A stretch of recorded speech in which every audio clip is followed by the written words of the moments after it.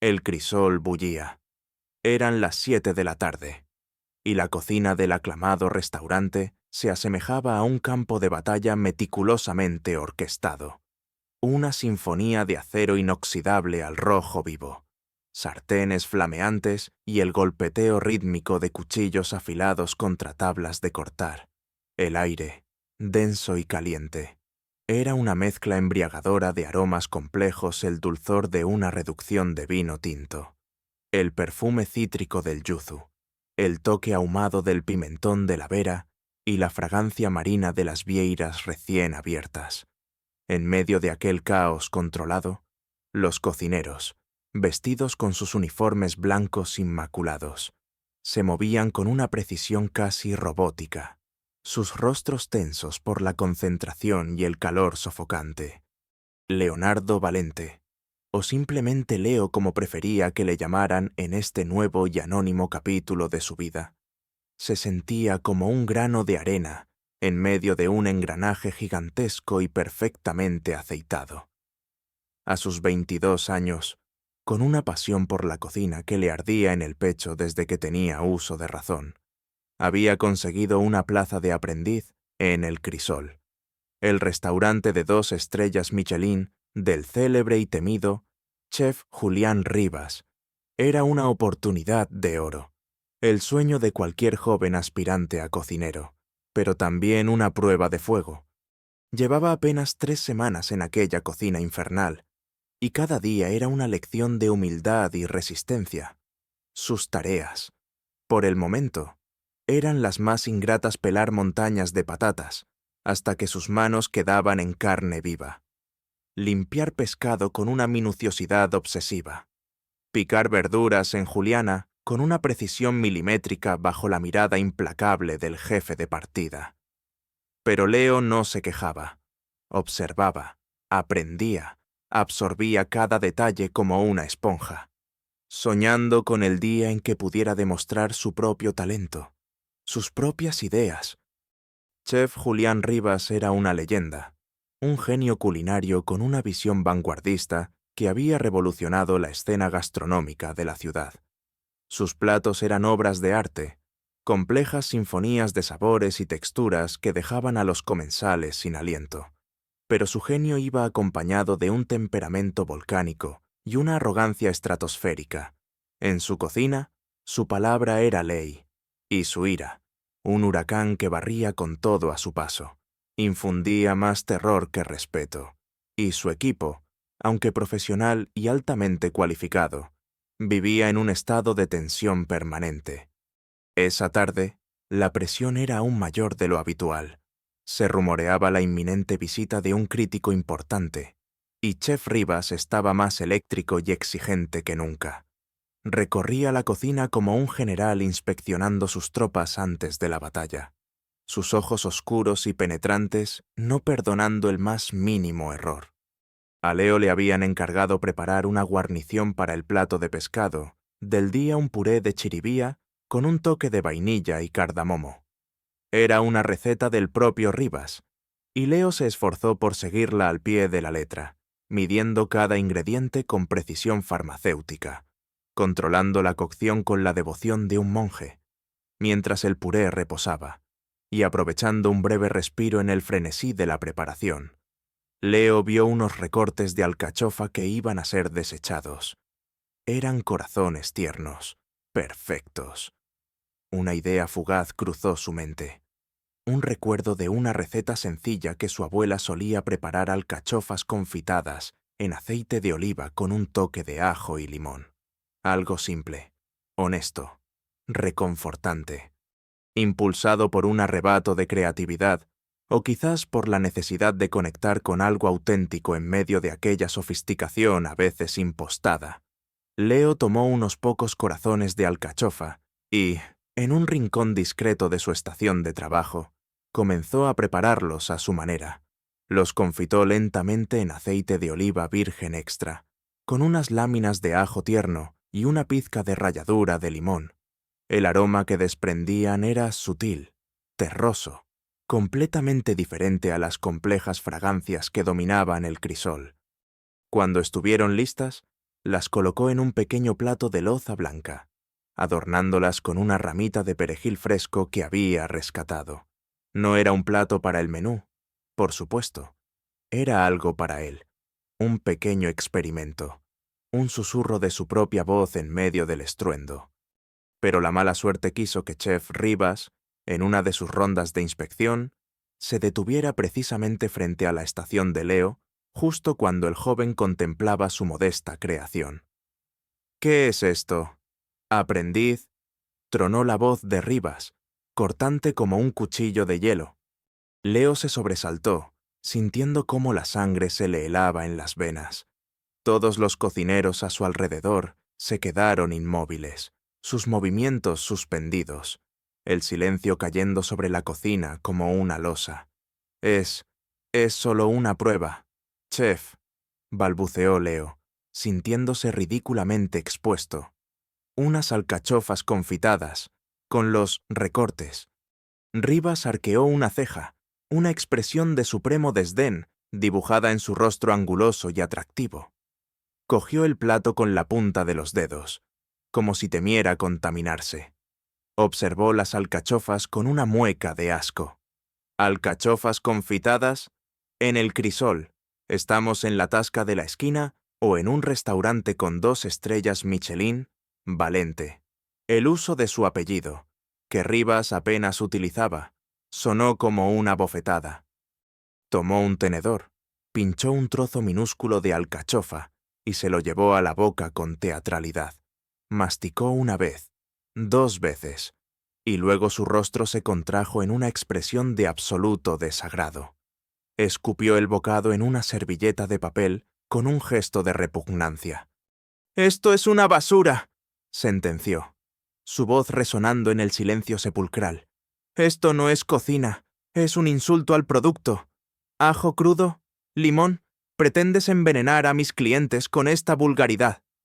Se acercó a Leo, sus ojos oscuros brillando con furia contenida. «No tienes ni idea de lo que es la alta cocina. ¿Verdad? No tienes paladar, no tienes técnica, no tienes nada. Eres un simple pelapatatas con ínfulas de artista». La humillación era total, pública. Leo sentía las miradas de sus compañeros clavadas en su nuca, algunas compasivas, otras indiferentes, todas temerosas de atraer la ira del chef hacia ellos. Quería que la tierra se lo tragase. Su rostro ardía, pero se obligó a mantener la compostura, a tragar el nudo de rabia y vergüenza que se le había formado en la garganta. Miró al chef a los ojos, una chispa de algo parecido a la rebeldía, brillando fugazmente en sus pupilas antes de ser sofocada. «Lo siento, chef», dijo, su voz apenas audible. «No volverá a ocurrir». «Más te vale», siseó Rivas, «porque la próxima vez que vea una porquería como esta en mi cocina, te juro que saldrás por la puerta de atrás y no volverás a pisar un restaurante decente en tu vida». Con un gesto despectivo, arrojó el plato con las alcachofas a la basura. «Ahora, vuelve a tu puré de chiribía y reza para que no lo arruines también». Dio media vuelta y continuó su ronda, dejando a Leo solo con el eco de sus palabras crueles y el sabor amargo de la humillación. Sofía Martín, una joven ayudante de cocina que trabajaba en la estación de al lado, le lanzó una mirada rápida de compasión antes de volver a concentrarse en su trabajo, el temor a Rivas grabado en sus facciones. Leo respiró hondo, intentando controlar el temblor de sus manos. Recogió los restos de su pequeño experimento del cubo de la basura y los limpió con una meticulosidad casi ritual. No era solo la humillación pública lo que le dolía, era el desprecio absoluto por su intento, por su idea, por la simple honestidad de un plato hecho con el corazón. Su padre, Alejandro Valente, el crítico gastronómico más influyente y temido de la ciudad, siempre le había enseñado que la cocina, ante todo, debía ser honesta, respetuosa con el producto y con el comensal. Le había enseñado a buscar la excelencia, sí, pero también la emoción, el alma en cada plato. ¿Qué pensaría su padre si viera esto? Si supiera cómo se trataba a los jóvenes aprendices en una cocina supuestamente estrellada. Pero Leo no se dejaría hundir. Aquella humillación, aquel desdén inaugural, no sería el final, sino el principio.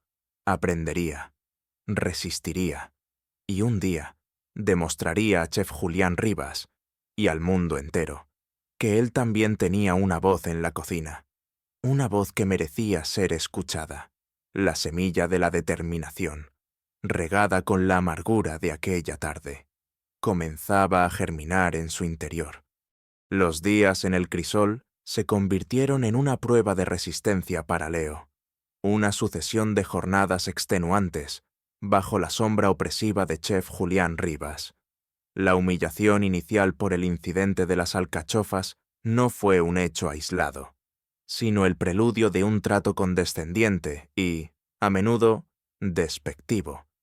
Rivas parecía haber tomado a Leo como su saco de boxeo particular, el blanco perfecto para sus frustraciones y sus arranques de ira.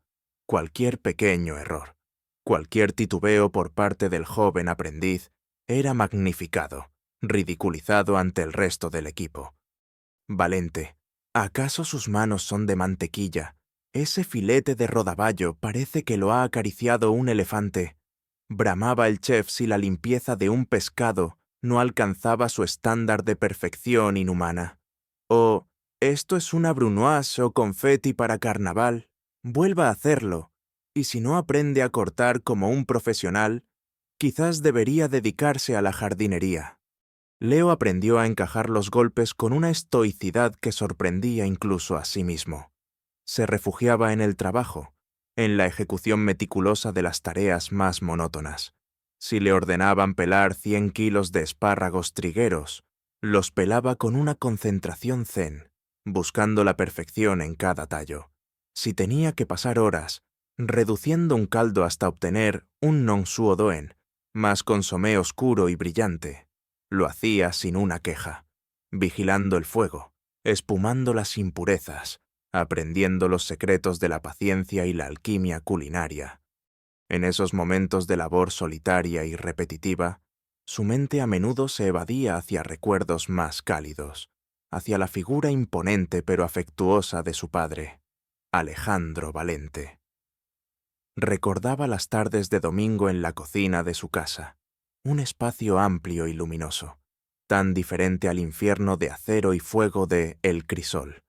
Su padre, despojado de la armadura de acero, el crítico temido, se convertía en un cocinero apasionado, enseñándole a Leo los fundamentos, el respeto por el ingrediente, la importancia de un buen sofrito, el arte de equilibrar los sabores. La cocina, Leo, le había dicho una vez, mientras le enseñaba a amasar pan, es como la vida, necesita buenos cimientos, paciencia y, sobre todo, honestidad. No intentes ser quien no eres. Encuentra tu propia voz, tu propio sabor. Y nunca, jamás, pierdas el respeto por lo que tienes entre manos, ya sea un humilde tomate o una trufa del Piamonte. Aquellas palabras resonaban ahora en la mente de Leo con una nueva intensidad, un contrapunto doloroso a la filosofía de Chef Rivas, basada en el ego, la intimidación y una creatividad a menudo artificiosa. Fue precisamente por ese deseo de encontrar su propia voz, de labrarse un camino por sus propios méritos, que Leo había decidido mantener en secreto su parentesco con Alejandro Valente. No quería que las puertas se le abrieran por el apellido de su padre, ni que sus logros fueran atribuidos a la influencia de acero. Quería que lo juzgaran por su trabajo, por su talento, por el sudor de su frente. Incluso su padre solo sabía que estaba haciendo prácticas en un restaurante de la ciudad, sin conocer los detalles ni el prestigio, ni la tiranía de El Crisol. Era un pacto de silencio autoimpuesto, una prueba personal que ahora se le antojaba más ardua de lo que jamás había imaginado. En medio de aquella jungla de egos y cuchillos afilados, Leo encontró una inesperada aliada, Sofía Martín. Era una joven cocinera, apenas un par de años mayor que él, que llevaba casi un año como ayudante en la partida de entrantes fríos. Sofía había presenciado la humillación de Leo con las alcachofas y, desde entonces, había observado con discreta atención al nuevo aprendiz. Veía su dedicación silenciosa, la forma en que sus manos, a pesar de la torpeza inicial propia de un novato en una cocina de ese nivel, se movían con una intuición natural sobre los alimentos. Veía también la chispa de curiosidad en sus ojos cuando Chef Rivas, en uno de sus raros momentos de inspiración, no contaminada por la ira, explicaba alguna técnica compleja. Sofía también conocía de primera mano el carácter despótico de Rivas. Ella misma había sido víctima de sus gritos y desprecios en más de una ocasión. Quizás por eso sintió una empatía inmediata por Leo. Un día, después de que Rivas hubiera ridiculizado a Leo por un error en la temperatura de un aceite para freír. Sofía se le acercó mientras el joven limpiaba con rabia contenida la freidora. «No te lo tomes tan a pecho», le dijo en voz baja, mientras fingía buscar un paño. Rivas es así con todos al principio, especialmente con los que parecen tener potencial. Le dedicó una media sonrisa cómplice. Sobrevivir aquí es el primer paso para aprender de verdad. Aquel simple gesto, aquellas palabras de ánimo dichas en voz baja, significaron un mundo para Leo. Descubrió que no estaba completamente solo en aquel infierno. Poco a poco, entre miradas furtivas y conversaciones apresuradas en los escasos momentos de calma, se fue forjando una amistad silenciosa entre ellos. Compartían la frustración por el ambiente tóxico, pero también la pasión por la cocina. A veces, Leo le mostraba a Sofía, a escondidas, alguna idea que se le había ocurrido, alguna combinación de sabores que había experimentado mentalmente. Y Sofía, con una honestidad amable, le daba su opinión, a menudo sorprendida por la originalidad y la intuición del joven aprendiz. «Tienes buenas ideas, Leo», le dijo una tarde, después de que él le describiera una vinagreta de hierbas silvestres y miel de brezo que había imaginado para acompañar un queso de cabra. «Lástima que aquí las ideas solo valgan si salen de la cabeza del genio». Miró con sorna hacia el despacho acristalado donde Rivas solía encerrarse.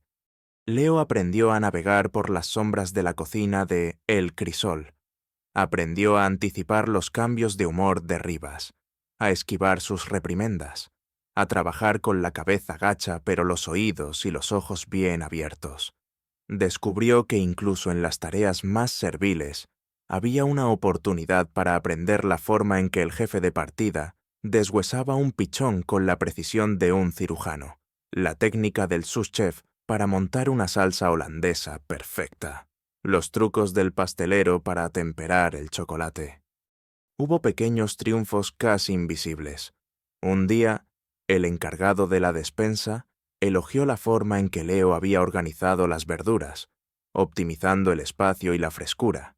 Otro día, Martín Romero, el taciturno y eficiente sous-chef, que rara vez pronunciaba una palabra que no fuera una orden, asintió casi imperceptiblemente al probar una simple sopa de pescado que Leo había preparado para la comida del personal, utilizando las espinas y cabezas que otros desechaban.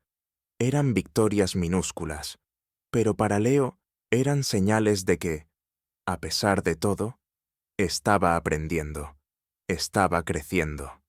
Pero la sombra de Rivas seguía siendo omnipresente, un recordatorio constante de la fragilidad de su posición, y el secreto de su parentesco con Alejandro Valente pesaba sobre Leo como una losa, una verdad oculta que, de salir a la luz en el momento equivocado, podría destruirlo todo. La cocina de El Crisol era un mundo de apariencias y realidades brutales, un lugar donde el talento a menudo era eclipsado por el ego, y donde la supervivencia dependía tanto de la habilidad con los cuchillos como de la capacidad para moverse entre las sombras. Y Leo, con la ayuda silenciosa de Sofía, estaba aprendiendo a bailar en esa oscuridad. La noticia cayó en la cocina de El Crisol, como una bomba de relojería activada. Alejandro Valente, el temidísimo crítico gastronómico conocido por su seudónimo Acero, había realizado una reserva para la semana siguiente. La llamada, recibida por una nerviosa Elena Villa, la gerente del restaurante, había sido escueta, casi anónima. Pero la reputación de Valente era tal que su simple nombre bastaba para desencadenar el pánico o la excitación febril en cualquier establecimiento de alta cocina de la ciudad. Para chef Julián Rivas, la visita de Acero era a la vez una oportunidad de oro y una amenaza existencial. El crisol ya ostentaba 2 estrellas Michelin, un logro monumental, pero Rivas, en su insaciable ambición, ansiaba la tercera, la consagración definitiva que lo colocaría en el Olimpo de los dioses culinarios. Una crítica favorable de Valente podría allanar ese camino. Una crítica negativa, sin embargo, podría ser demoledora, no solo para sus aspiraciones, sino también para la reputación y la clientela del restaurante. «Quiero perfección absoluta», rugió Rivas en la reunión de emergencia que convocó con todo el personal de cocina esa misma tarde. Su rostro, normalmente tenso, ahora parecía tallado en granito, sus ojos oscuros brillando con una intensidad febril. Cada plato que salga de esta cocina la próxima semana debe ser una obra maestra. Cada ingrediente, cada técnica, cada presentación, impecable. No toleraré el más mínimo error. Entendido. Un murmullo de asentimiento recorrió las filas de cocineros, pero en sus ojos se leía más temor que entusiasmo. Sabían lo que significaban esas palabras: semanas de trabajo extenuante, de presión insoportable, de jornadas interminables bajo el escrutinio implacable de un chef al borde de un ataque de nervios. Y Rivas no los defraudó. Los días que siguieron se convirtieron en una espiral descendente hacia el infierno culinario. El chef, normalmente autoritario, se volvió un tirano consumado. Patrullaba la cocina como un depredador enjaulado. Sus sentidos alerta a la más mínima imperfección. Un corte de verdura ligeramente irregular, una salsa con una pizca de sal de más, un pescado cocinado un segundo por encima de su punto.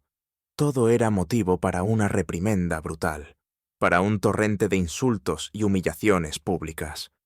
Martín Romero, el estoico y eficiente subchef, que normalmente actuaba como pararrayos de la ira de Rivas, también comenzaba a mostrar signos de agotamiento, sus ojeras cada vez más pronunciadas, su paciencia al límite.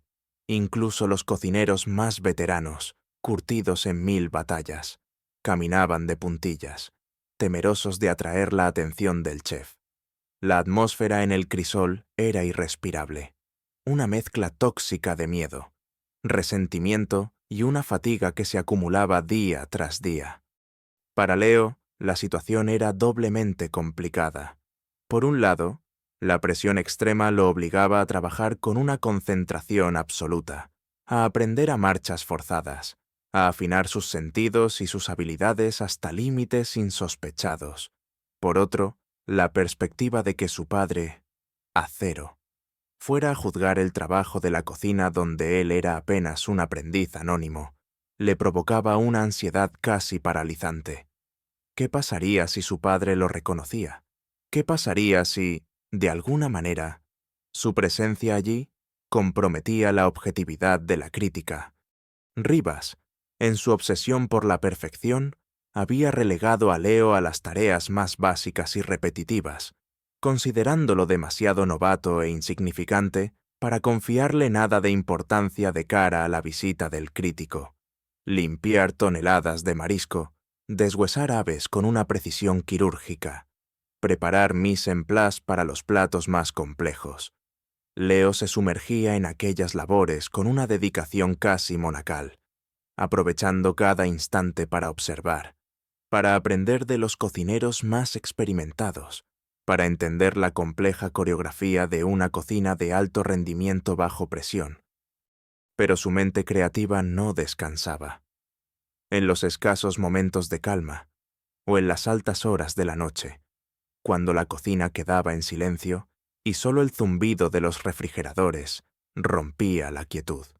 Leo se permitía experimentar en secreto, en un rincón apartado, con ingredientes sobrantes o con productos que él mismo compraba con su exiguo sueldo de aprendiz.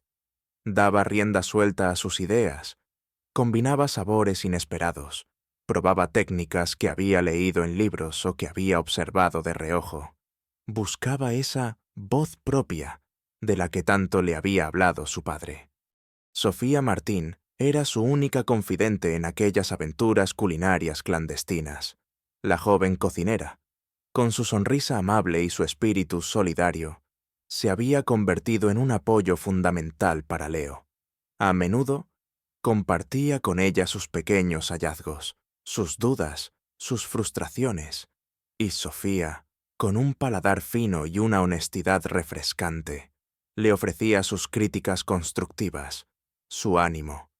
«Esto es increíble, Leo», le dijo una noche, después de probar una pequeña porción de crema de boletus con aceite de trufa blanca y un crujiente de jamón ibérico que Leo había preparado a escondidas. «Tiene una profundidad de sabor, una elegancia. Rivas se moriría si supiera que tienes este talento oculto». «Para él, solo soy el chico de los recados», respondió Leo con una sonrisa amarga. «El que no sabe ni confitar una alcachofa». «Déil tiempo», replicó Sofía, apretándole el brazo con complicidad.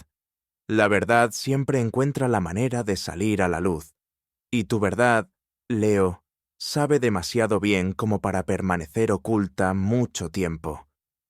Mientras tanto, Chef Rivas, ajeno a estos pequeños actos de rebeldía creativa, se sumergía en una espiral de perfeccionismo obsesivo. Desechaba menús enteros, cambiaba recetas a última hora, experimentaba con ingredientes exóticos y carísimos, buscando desesperadamente ese plato, esa combinación mágica que deslumbrara a Acero y le asegurara la codiciada tercera estrella. La tensión en la cocina era tal que se podía cortar con un cuchillo. Los errores se pagaban caros. Un joven ayudante de pastelería fue despedido fulminantemente por quemar ligeramente una tuile de almendras. Un jefe de partida casi sufre un ataque de ansiedad cuando Rivas, en un arrebato de furia, arrojó al suelo una bandeja entera de langostinos, primorosamente preparados, porque uno de ellos tenía una mancha imperceptible. Leo observaba todo aquello con una mezcla de temor y una creciente sensación de desencanto. ¿Era esto realmente la alta cocina? ¿Un campo de batalla donde el talento era aplastado por el ego y la creatividad ahogada por el miedo? Recordaba las palabras de su padre sobre la honestidad, sobre el respeto, y sentía que en el crisol, bajo la batuta de Julián Rivas, esos valores se habían perdido por completo. La semana avanzaba con una lentitud agónica, cada día marcado por nuevas crisis, nuevas humillaciones, nuevas demostraciones de la tiranía de Rivas. Leo seguía en su puesto, cumpliendo órdenes, aprendiendo en silencio, guardando sus ideas y su secreto como un tesoro frágil. Pero en su interior, algo estaba cambiando.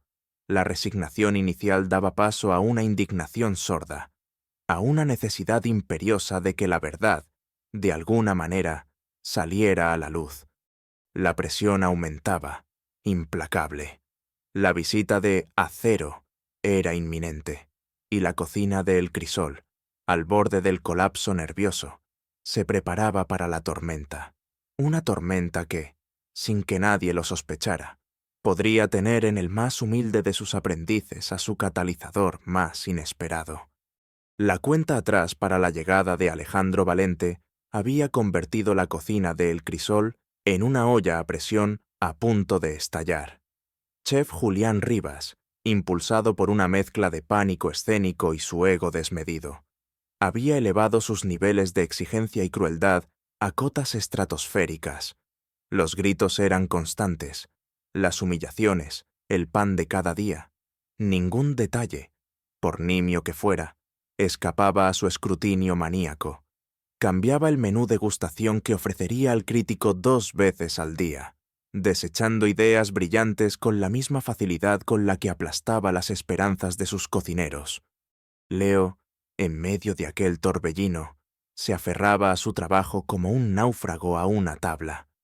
Continuaba con sus tareas ingratas, pero ahora, cada gesto, cada técnica que observaba, la almacenaba en su memoria con una nueva intensidad. La humillación de las alcachofas había dejado una cicatriz, pero también había encendido una llama de desafío en su interior, en sus escasos momentos libres, y a menudo robándole horas al sueño. Seguía experimentando en secreto, buscando perfeccionar una idea que llevaba tiempo rondándole la cabeza. Se trataba de una reinterpretación de un plato tradicional de su tierra, un humilde guiso de pescado que su abuela solía prepararle. Leo, con su intuición innata para los sabores y su creciente conocimiento de las técnicas de vanguardia que se practicaban, aunque de forma tiránica, en el crisol, había imaginado una versión deconstruida, elegante y sorprendente.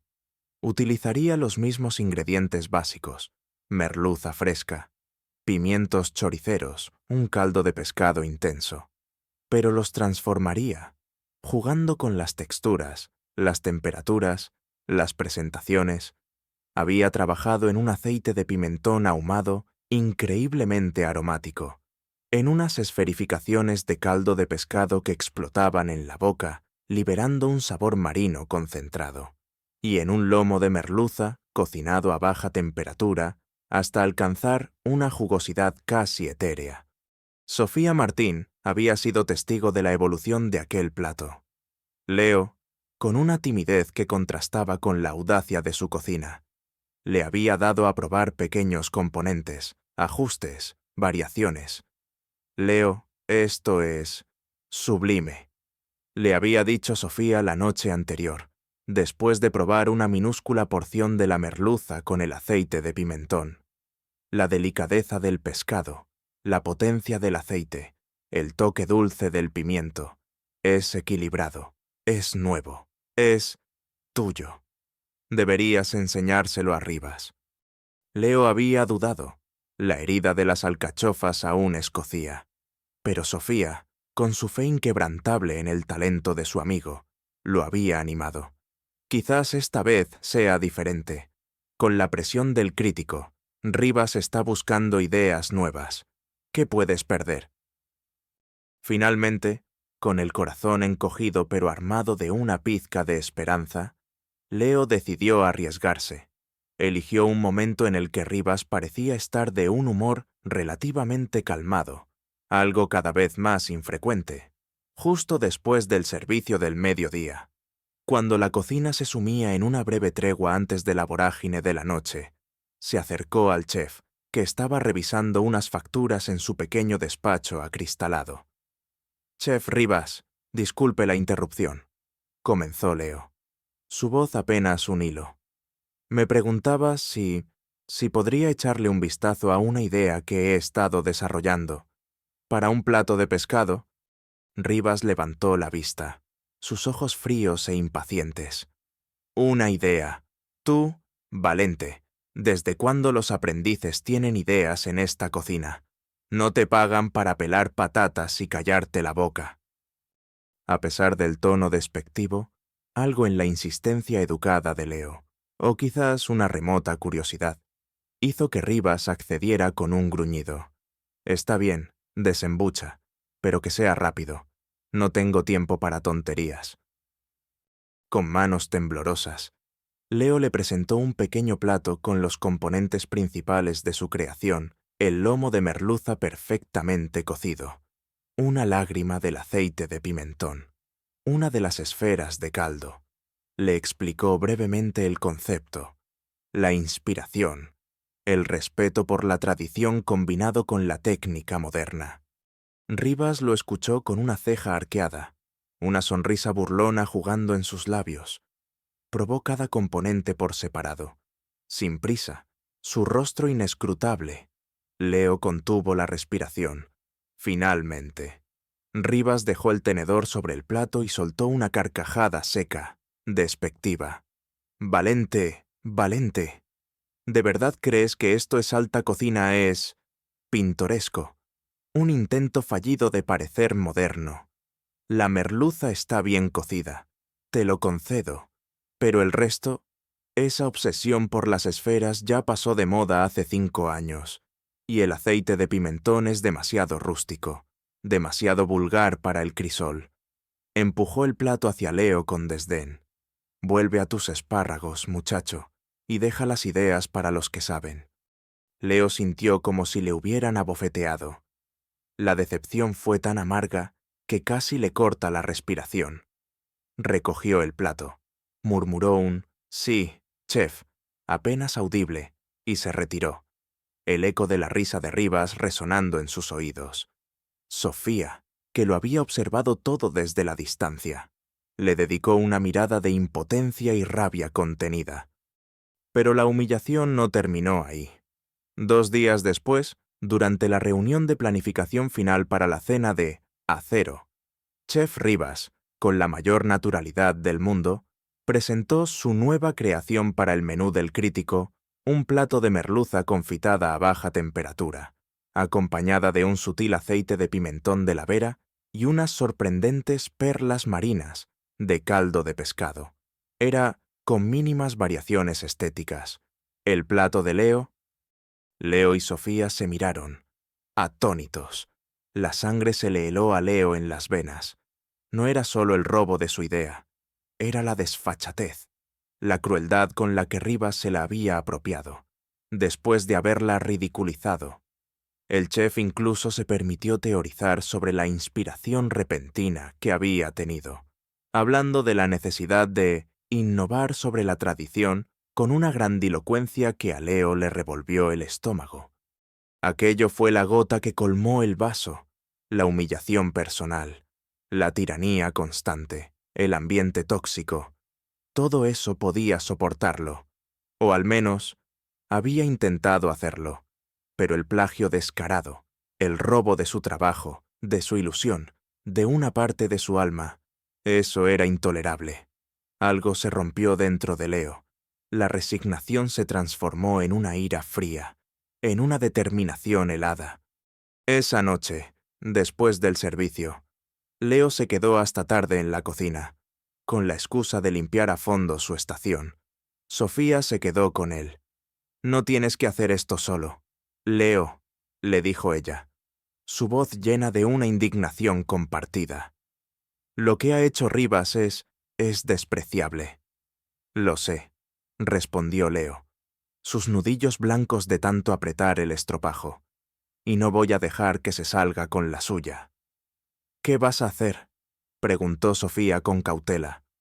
Leo la miró, y en sus ojos, Sofía vio una dureza nueva, una resolución que no había visto antes. «Aún no lo sé exactamente, Sofía, pero te juro que ese plato no será el que le dé la 3.ª estrella. No así». La idea de recurrir a su padre cruzó su mente como una tentación. Una simple llamada, unas pocas palabras, y la carrera de Julián Rivas podría tambalearse. Pero desechó la idea casi al instante. No, si iba a hacer algo, lo haría a su manera. Su padre le había enseñado a luchar por lo que era justo, pero también a hacerlo con honor, con sus propias armas. Sin embargo, la inminente visita de Acero adquirió de pronto una nueva dimensión. Ya no era solo una fuente de ansiedad por el posible descubrimiento de su identidad. Ahora era una oportunidad para que la verdad, de alguna manera, saliera a la luz. Leo aún no sabía cómo, pero sentía con una certeza visceral que el destino le estaba ofreciendo una encrucijada. Podía seguir siendo el aprendiz humillado, la sombra silenciosa, o podía encontrar la manera de que el verdadero sabor de la justicia, aunque fuera amargo para algunos, se sirviera en la mesa de El Crisol. La decisión estaba tomada. El punto de quiebre había llegado, y Julián Rivas estaba a punto de descubrir que había subestimado gravemente al joven aprendiz al que tanto se había esmerado en despreciar. El día en que Alejandro Valente Acero. Visitaría el crisol, amaneció bajo un cielo gris y plomizo. Un presagio quizás de la tormenta que se gestaba en la cocina del restaurante. Desde las primeras horas de la madrugada, el ambiente era eléctrico, casi irrespirable. Chef Julián Rivas, que apenas había dormido, recorría sus dominios como un animal enjaulado, sus ojos inyectados en sangre delatando la tensión y la falta de descanso. Cada rincón debía estar impecable, cada ingrediente en su punto exacto, cada miembro del equipo funcionando como una pieza de un reloj suizo. Pero la presión desmedida que él mismo imponía comenzaba a tener el efecto contrario. Martín Romero, el sous-chef, normalmente un pilar de calma y eficiencia, cometió un error casi imperdonable al preparar el fondo oscuro para la salsa del plato principal de carne. Un clásico de Rivas. Se descuidó un instante y el líquido se redujo en exceso, adquiriendo un ligero amargor. El grito de Rivas al descubrirlo resonó por toda la cocina, haciendo temblar los cucharones colgados de las paredes. «Romero, pretende arruinarme la vida. Esto es lo que le serviremos a Valente, un concentrado de su incompetencia», bramó, arrojando la cuchara de prueba contra el fregadero, con tal violencia que salpicó a varios cocineros cercanos. Romero, pálido como un muerto, solo pudo bajar la cabeza y prometer rehacer la salsa desde cero, una tarea que le llevaría horas preciosas. Elena Villa, la elegante gerente del restaurante, intentaba mantener una fachada de normalidad en el comedor, instruyendo a los camareros sobre el protocolo a seguir con el crítico, pero sus frecuentes miradas de ansiedad hacia la puerta batiente de la cocina delataban su nerviosismo. Sabía que el futuro de El Crisol, y el suyo propio, pendían de un hilo. En medio de aquel caos meticulosamente organizado, Leo había sido asignado a la partida de guarniciones, bajo la supervisión directa de un jefe de partida especialmente estresado. Su tarea principal para ese día era la preparación de unos delicados brotes de guisante lágrima, un producto de temporada, exquisito y carísimo, que Rivas había decidido incluir como acompañamiento estrella en uno de los platos del menú, degustación que se serviría a Acero, un lomo de lubina salvaje con emulsión de cítricos y aire de hinojo. La orden de Rivas era clara: los brotes debían ser escaldados durante exactamente 15 segundos, ni uno más ni uno menos, en agua con el punto justo de sal, y luego enfriados bruscamente en agua con hielo para mantener su color verde vibrante y su textura crujiente. Una tarea aparentemente sencilla, pero que, bajo la presión reinante, se convertía en un campo de minas. El jefe de partida, desbordado y temeroso de la ira del chef, apenas supervisaba a Leo, más preocupado por sus propias preparaciones. Leo, con su habitual meticulosidad, comenzó la tarea, pero al probar los primeros brotes escaldados según las instrucciones, notó algo. La textura era perfecta. Sí, pero el sabor, aunque delicado, le parecía un poco plano, casi insípido en comparación con la potencia aromática que se esperaba del resto del plato. Recordó entonces una técnica que su padre le había enseñado para realzar el sabor de las verduras delicadas, un breve salteado final con una nuez de mantequilla tostada y unas gotas de zumo de limón recién exprimido. Justo antes de servir, era un toque sutil, casi imperceptible, pero que podía marcar una gran diferencia, aportando un matiz de profundidad y brillo al vegetal. Miró a su alrededor. Rivas estaba en el otro extremo de la cocina, enzarzado en una acalorada discusión con el pastelero sobre la temperatura de un sorbete. El jefe de partida de Leo estaba absorto en la limpieza de unas vieiras. Era su oportunidad. El dilema lo asaltó con fuerza: seguir las órdenes al pie de la letra, como se esperaba de un simple aprendiz, y arriesgarse a que un componente del plato resultara mediocre. O tomar la iniciativa, aplicar sus conocimientos, su intuición, y mejorar sutilmente la guarnición, con el consiguiente riesgo de ser descubierto y enfrentar la furia de Rivas, especialmente en un día como aquel. Pensó en su padre. Pensó en la honestidad de la cocina que él siempre había defendido. Pensó en el plato robado, en la humillación sufrida, y una nueva determinación se apoderó de él. No lo haría por rebeldía, ni por venganza. Lo haría por respeto al producto, por respeto al comensal, aunque ese comensal fuera su propio padre y no lo supiera, por respeto a sí mismo como cocinero. Con movimientos rápidos y precisos, casi furtivos, preparó una pequeña sartén, derritió una pizca de mantequilla hasta que adquirió un tono avellana y un aroma tostado, justo antes de que llegara el momento de emplatar el plato de lubina para la mesa de acero. Leo tomaría los brotes de guisante escaldados y les daría ese toque final, secreto y personal. Sofía, que trabajaba cerca, lo observó con una mezcla de admiración y temor en los ojos, pero no dijo nada. Solo le dedicó un leve asentimiento, una señal de apoyo silencioso. Al filo de las 9 de la noche, Alejandro Valente, acero, cruzó el umbral del crisol. Su presencia era imponente. Vestía un traje oscuro de corte impecable, y sus gafas de montura fina no lograban ocultar la agudeza de una mirada que parecía capaz de atravesar las apariencias y llegar a la esencia misma de las cosas. Elena Villa lo recibió con una sonrisa profesional, aunque algo tensa, y lo condujo a la mejor mesa del restaurante, discretamente situada, pero con una vista completa del salón. En la cocina, la noticia de su llegada se extendió como un reguero de pólvora. Un silencio casi reverencial se apoderó del equipo, seguido de un frenesí de actividad aún más intenso, si cabe. Chef Rivas, con el rostro pálido, pero los ojos brillantes de excitación y una arrogancia desafiante, dio las últimas instrucciones. Quiero que cada pase sea perfecto, que cada plato sea una declaración. Hoy vamos a demostrarle a Acero por qué el crisol merece la tercera estrella. Comenzó el servicio para la mesa del crítico. Los primeros platos salieron de la cocina, pequeñas obras de arte efímeras, complejas y visualmente deslumbrantes. Leo, desde su humilde puesto en la partida de guarniciones, observaba con el corazón en un puño. Llegó el momento del plato de lubina. El jefe de partida emplataba el pescado con manos temblorosas.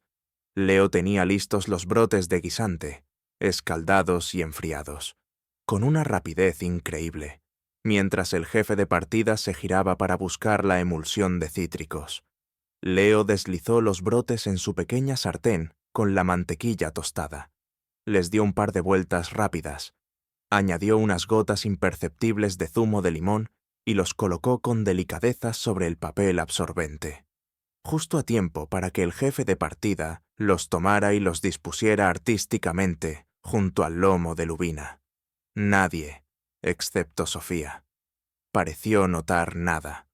El plato, resplandeciente bajo las luces del pase, fue cubierto con una campana de plata y entregado al camarero. Mientras se lo llevaban, Leo sintió un escalofrío. Había cruzado una línea, había intervenido, había dejado su huella, por sutil que fuera, en un plato destinado a su padre. La calma antes del veredicto, la tensa espera, el futuro del crisol, la reputación de Chef Rivas y el secreto de Leo. Todo pendía de un hilo, del juicio implacable de un solo hombre, del paladar de acero. La suerte estaba echada. En el silencioso y elegante comedor de El Crisol, todas las miradas parecían converger, de forma discreta, pero inevitable. En la mesa ocupada por Alejandro Valente, el crítico comía con una concentración metódica, casi ritual. Cada bocado era examinado, olfateado, saboreado con una parsimonia que ponía los nervios de punta al personal de sala y, a través de las puertas batientes, a toda la brigada de cocina. Cuando el lomo de lubina salvaje con emulsión de cítricos, aire de hinojo y los delicados brotes de guisante lágrima, fue depositado ante él. Valente dedicó un instante a contemplar la composición del plato, una miniatura impresionista sobre la vajilla de porcelana fina. Luego, con la precisión de un cirujano, tomó su tenedor y cuchillo. Probó primero la lubina, asintiendo casi imperceptiblemente. Luego, la emulsión, el aire. Finalmente, aisló uno de los pequeños brotes de guisante que Leo había salteado en secreto con la mantequilla tostada y el limón. Lo llevó a su boca. Masticó lentamente, sus facciones impasibles. Nadie en la cocina, ni siquiera Leo, que observaba con el alma en vilo desde la distancia, pudo adivinar sus pensamientos. ¿Habría notado la sutil diferencia? ¿Ese matiz de brillo y profundidad que Leo había buscado?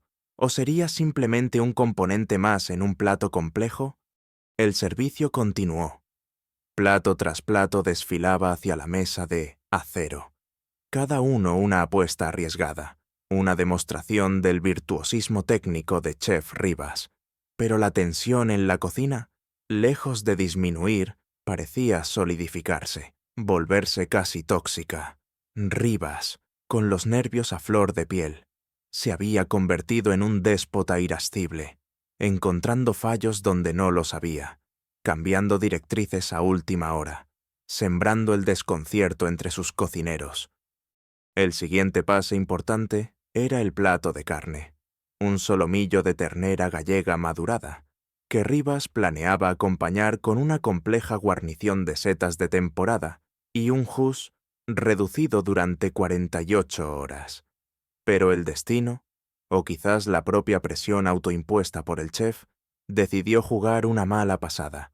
Martín Romero, el subchef, al intentar salsear los solomillos en el último momento, con Rivas gritándole instrucciones contradictorias al oído, tropezó ligeramente y una parte considerable de la apreciada salsa se derramó sobre la encimera.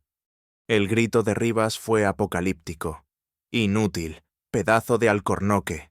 ¿Se da cuenta de lo que ha hecho? Ha arruinado el plato principal, mi reputación». Su rostro estaba congestionado por la furia. Romero, normalmente impávido, palideció visiblemente, incapaz de articular palabra. El pánico se apoderó de la cocina. Rehacer el hus llevaría horas. No había tiempo. Los camareros esperaban. Alejandro Valente esperaba. Fue entonces cuando Rivas, en un rapto de desesperación y con una sorprendente falta de escrúpulos que dejó a Leo helado, tomó una decisión drástica. Cambio de planes, anunció con voz temblorosa pero autoritaria. Olviden el solomillo. Sacaremos la merluza, mi nueva creación. La merluza confitada con aceite de pimentón y perlas marinas. Es más ligera, más elegante. Valente, tú. Quiero ese plato listo en 10 minutos, y más te vale que esté perfecto. O te juro que no vuelves a pisar una cocina en tu vida. Leo se quedó paralizado. Su plato, el plato que Rivas había despreciado, ridiculizado y luego plagiado descaradamente, iba a ser ahora la estrella improvisada en la cena del crítico más temido de la ciudad, su propio padre. La ironía era tan cruel, tan retorcida, que casi le provocaba una risa histérica. No tuvo tiempo de reaccionar. Rivas ya estaba ladrando órdenes, reorganizando la línea de pase, exigiendo los componentes del plato de merluza. Leo, con el corazón encogido y una mezcla de rabia, impotencia y una extraña sensación de justicia perversa, se vio obligado a preparar su propia creación bajo la supervisión tiránica de su plagiario. «Más delicadeza con ese lomo. Valente, quiero que se deshaga en la boca», gritaba Rivas, mientras Leo cocinaba la merluza a baja temperatura, con la técnica que él mismo había perfeccionado. El aceite de pimentón, más vibrante, las esferas de caldo, perfectas, traslúcidas. Era una tortura ver cómo Rivas se apropiaba de cada detalle, de cada matiz que él había concebido con tanto esfuerzo y pasión. Sofía, desde su puesto, le lanzaba miradas de apoyo y de indignación compartida. pero nada podía hacer. Finalmente, el plato estuvo listo. Una obra de arte culinario, sin duda. La merluza nívea, la lágrima escarlata del aceite de pimentón, las esferas brillantes como joyas marinas. Era el plato de Leo, aunque llevara la firma impuesta de Julián Rivas. Fue servido a Alejandro Valente con la misma pompa que los anteriores. El crítico observó el plato con su habitual seriedad.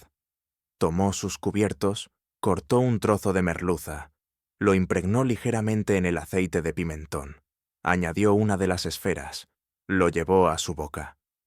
Y entonces ocurrió algo. Por primera vez en toda la noche, la máscara de impasibilidad de acero pareció resquebrajarse.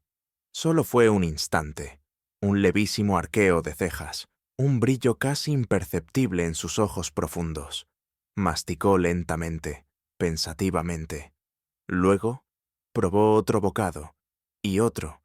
No había sonrisas, ni gestos de aprobación evidentes, pero había una atención, una concentración en la forma de saborear aquel plato, que era diferente.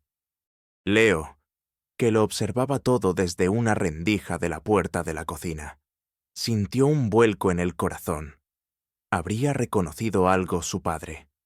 Ese toque personal, esa combinación de sabores que él había heredado de las enseñanzas de su abuela y que había intentado refinar con su propia intuición.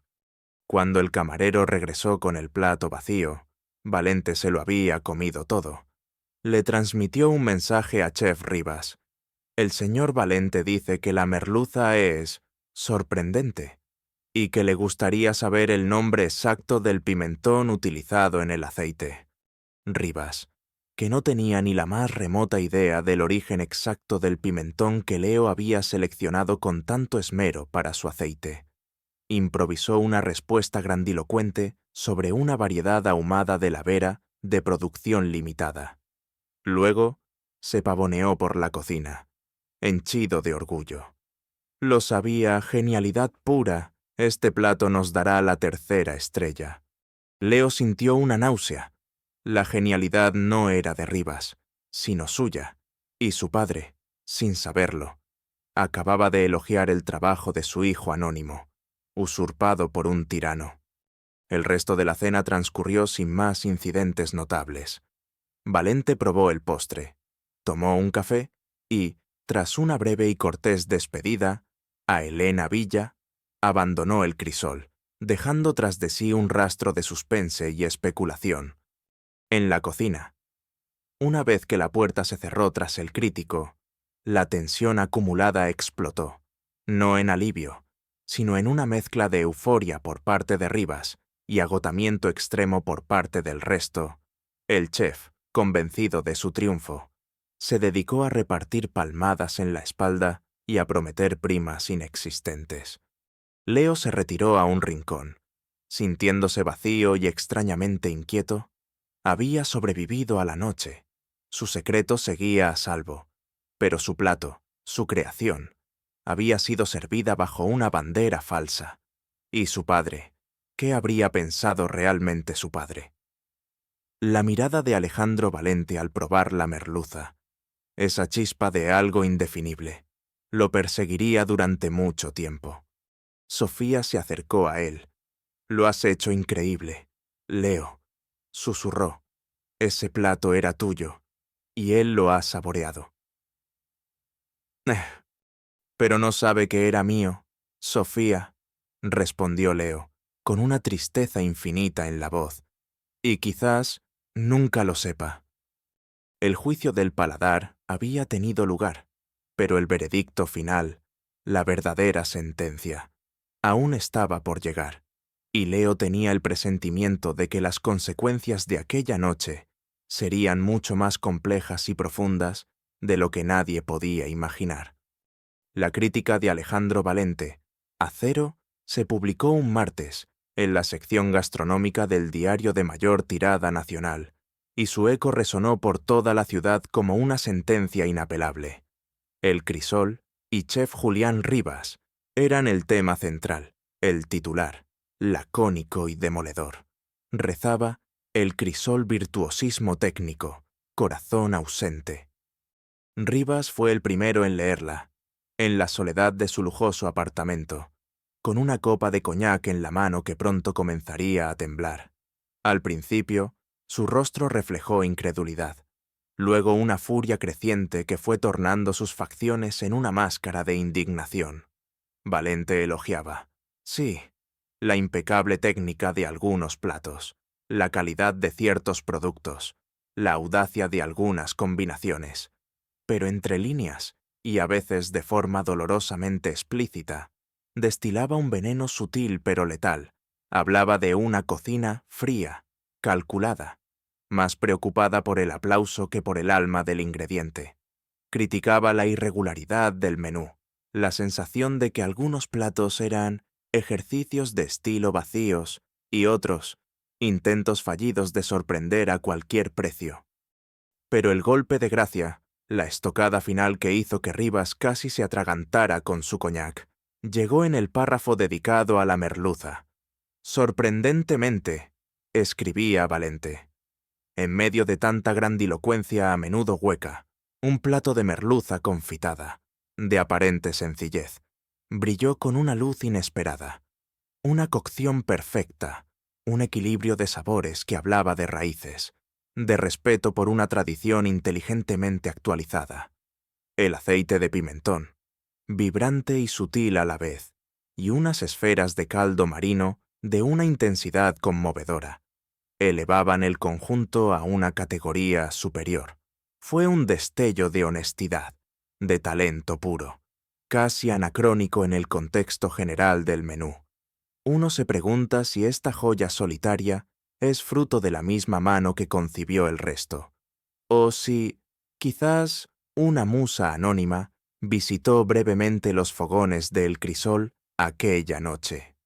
Rivas aplastó el periódico entre sus manos, su plato, su creación, y Valente se atrevía a insinuar que no era obra suya. La rabia lo cegó. ¿Cómo osaba ese crítico engreído cuestionar su autoridad, su genio?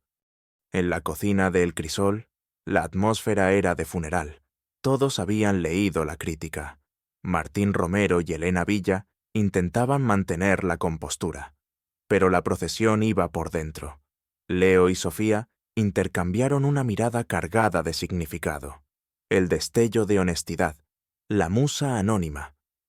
Valente, con su legendaria agudeza, había percibido algo. La reacción de Rivas no se hizo esperar.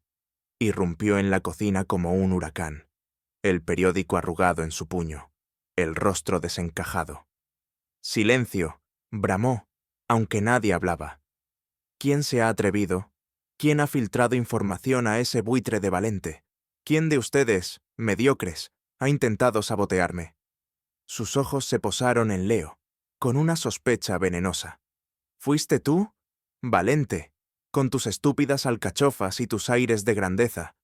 Antes de que Leo pudiera responder, Martín Romero, el subchef, que había soportado años de humillaciones y que veía en aquella crítica la confirmación de sus propias dudas sobre la deriva ególatra de Rivas, dio un paso al frente.